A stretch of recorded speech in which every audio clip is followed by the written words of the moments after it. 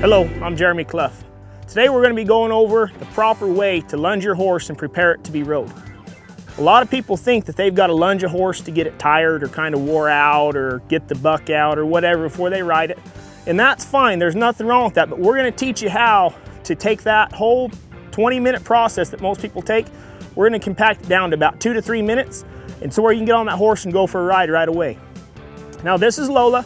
She's a 3-year-old Appaloosa mare. I've got about 12 to 15 rides on her. She's come along pretty well, still has a few things to learn, but we're going to use her today to show you what I'm talking about.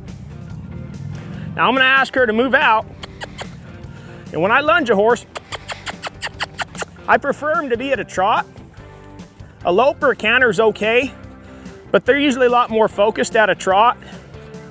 And because she's been lunged quite a bit, she kind of knows what I'm talking about and what I want. But what I'm doing here is I'm watching her body language and I'm waiting for her to tell me that she's ready. And when a horse is ready, they're engaged. When a horse is engaged, there'll be a straight line from the pole, which is between the ears, to the top of the tail. They'll be perpendicular to me and they'll give me slack in the rope.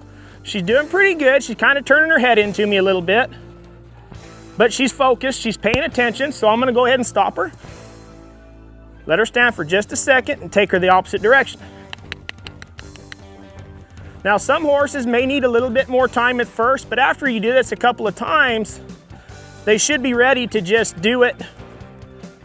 You know, my goal with horses is to, every time, I should have to do this a little bit less and a little bit less and a little bit less. Now my personal horses, I don't have to lunge at all. I can go out, even if they've been sitting in the corral or in the pasture for a couple of weeks, I can saddle them up, get on them and ride. From time to time, if they show me that they need to be worked a little bit, I'll lunge them for just a second, just to get their mind. Okay, now she's totally engaged to me. She's focused on what I'm doing, and she's waiting for me to tell her what to do. Now all I gotta do is point, and she's gonna go. Okay, she's ready to be mounted. But just for good measure, I'm gonna take her back and forth a couple of times, about half circles, and just make sure that she's really focused on what I'm wanting her to do. Okay, so right now she's ready to take a bit. You know, just to avoid time and doing all that, I'm just gonna go ahead and throw this rope around here and tie it onto her. I trust this horse pretty well.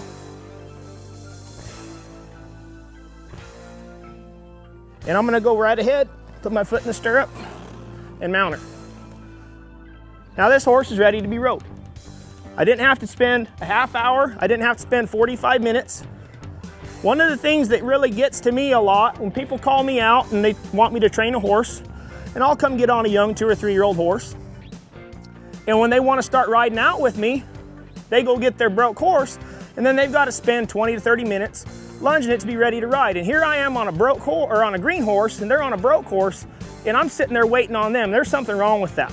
So through this little short process, you can eliminate all that time that you're using and wasting and spend more time in the saddle enjoying your ride.